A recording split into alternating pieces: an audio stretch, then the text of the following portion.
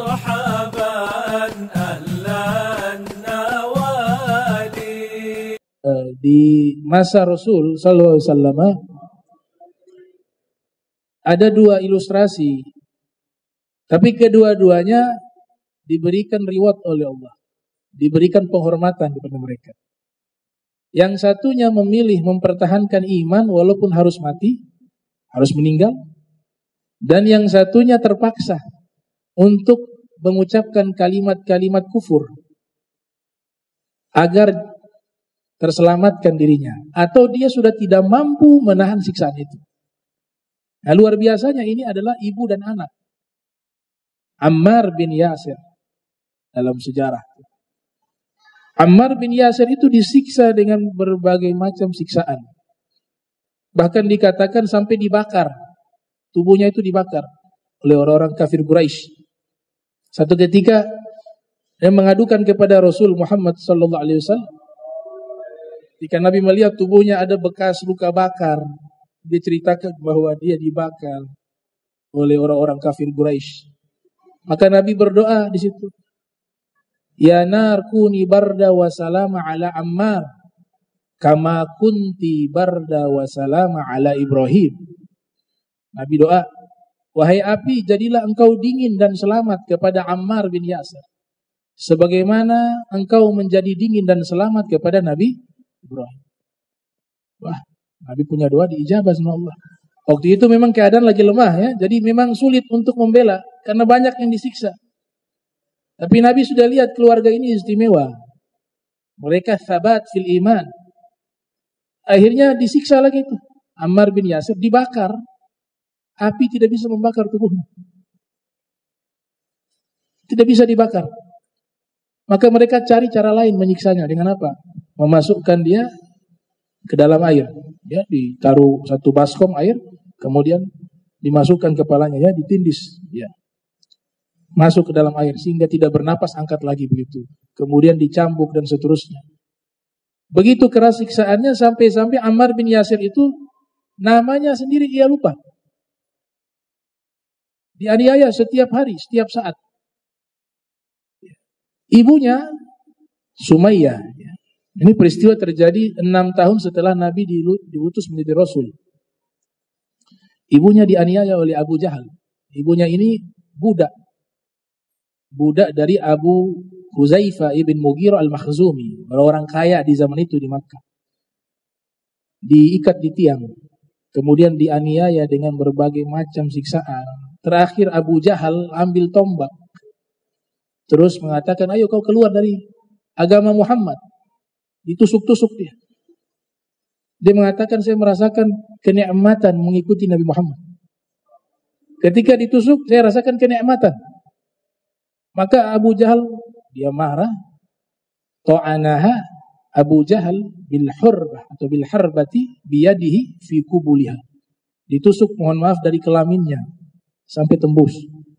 Meninggal dunia, syahidah. Dan di sini dikatakan di dalam kitab-kitab sejarah, awaluman, orang pertama itu yang syahid fisabilillah adalah ibunya Ammar bin Yasir, namanya Sumayyah. Bahkan Nabi kalau ketemu sering panggil, wahai putra wanita yang syahid atau orang yang syahid pertama dalam Islam. Nabi sudah sebut dengan gelar penghormatan tersebut kepada Ammar bin Yasir. Meninggal dunia Sumayyah. Nah, Sumayyah ini sama seperti siapa tadi? Masyitah. Dia memilih mati untuk mempertahankan imannya. Adapun Ammar bin Yasir, dia sudah tidak mampu. Ya, dengan penganiayaan, siksaan yang luar biasa, akhirnya dia mengucapkan kalimat kufur, memuji-muji berhala, menyatakan keluar dari Islam. Maka orang-orang kafir Quraisy membebaskan dia. Tapi dia sesali itu. Dia menangis di dalam rumahnya, dalam keadaan seperti itu. Rasul SAW mendatanginya. Ternyata ada ayat turun.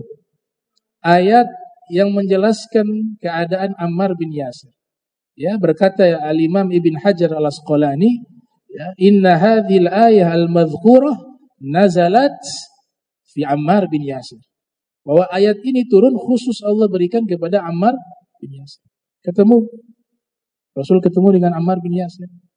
Dikasih satu janji. Sobran ya ala Yasir, atau sobran ala Yasirin fa inna mau'idakumul jannah. Sabar kalian wahai keluarga Yasir. Janji untuk kalian adalah surga. Kata Nabi. Kemudian Nabi bertanya, kenapa kau menangis? Dia mengatakan, saya sudah murtad ya wahai Rasul. Tadi saya disiksa, akhirnya dipaksa untuk mengucapkan kalimat-kalimat kufur. Saya ucapkan. Ayat turun. Nabi menghibur hatinya dengan firman Allah. Kata Nabi, membaca tuh surat An-Nahl ayat 106.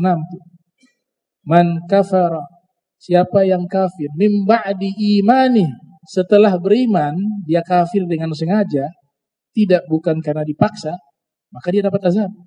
Illa man ukriha, kecuali orang yang dipaksa. Wa qalbuhu mutmainnun bil iman, tapi hatinya itu tenang dengan keimanan. Lidahnya saja menyatakan kalimat kufur karena terpaksa, tapi hatinya tetap beriman kepada Allah Subhanahu wa taala. Walakin man syaraha, adapun orang yang dadanya lapang, dadanya merasa nyaman bil kufri, dengan kekufuran, sodra, di dalam dadanya, fa alaihim ghadabun minallah walahum azabun adzim. Nah, mereka inilah adalah orang-orang yang dimurkai oleh Allah, dan bagi mereka azab yang sangat pedih. Subhanallah, dengan ayat ini dia terhibur. Dan apa yang dia lakukan ini, setiap harinya dia mengevaluasi dirinya, setiap hari imannya bertambah. Sampai-sampai Nabi pernah mengatakan dalam kitab Al-Isobah bahwa mulia Ammarun imanan hatta musyashihi. Sungguh Ammar bin Yasir ini dipenuhi dengan keimanan hingga masuk ke seluruh sumsum tulang-tulangnya. Imam Al-Munawi mengatakan dalam kitab Faidul Qadir, maknanya adalah ikhtalata al-imanu bilahmihi wa damihi wa azmihi. Makna Nabi mengatakan bahwa imannya Ammar itu penuh. Itu artinya apa? Imannya saking tinggi, saking hebat, itu sampai memenuhi seluruh daging-dagingnya, darah-darahnya, dan tulang-tulangnya, semuanya penuh dengan keimanan kepada Allah Subhanahu wa ta'ala. Nah, berarti di sini ada dua pilihan.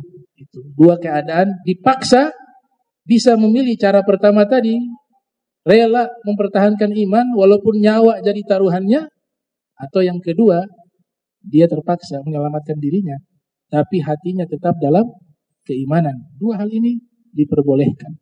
Terakhir, Ammar bin Yasir ini, Nabi sudah prediksi dengan nubuahnya bahwa taqtuluhu al-fi'ah al-bagiyah, bahwa Ammar bin Yasir ini akan dibunuh oleh kelompok pemberontak.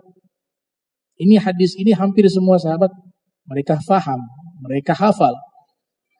Imam Al-Mizzi dalam kitab Tahdzimul Kamal fi Asma'ir Rijal mengatakan beliau wafat pada tahun 37 Hijriah, Ghazwatus Siffin, perang Siffin. Bersama siapa? Imam Ali bin Abi Thalib.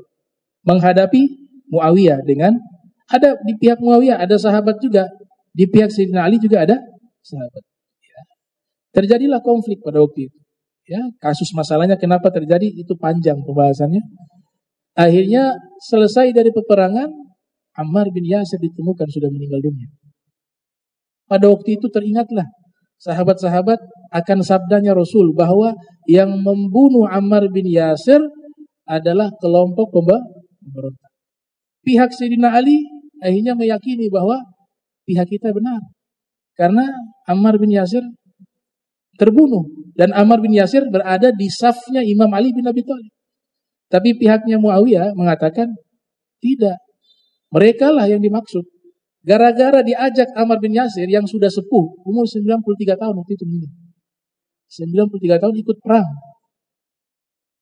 Kata mereka disuruh ikut.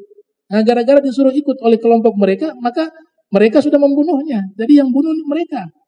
Akhirnya terjadilah perdebatan tersebut. Ya. Nah, ulama sejarah melacak siapa yang membunuh. Itu ditemukan satu namanya Al-Juhani. Ya. Ibnu Daghiyah Al-Juhani kalau tidak salah namanya. Nah, ia yang membunuh dan dia di safnya Muawiyah pada waktu itu. Ya, ini fitnah yang terjadi. Ya, ada provokator yang membuat sesama kaum muslimin pada waktu itu ya berperang ya.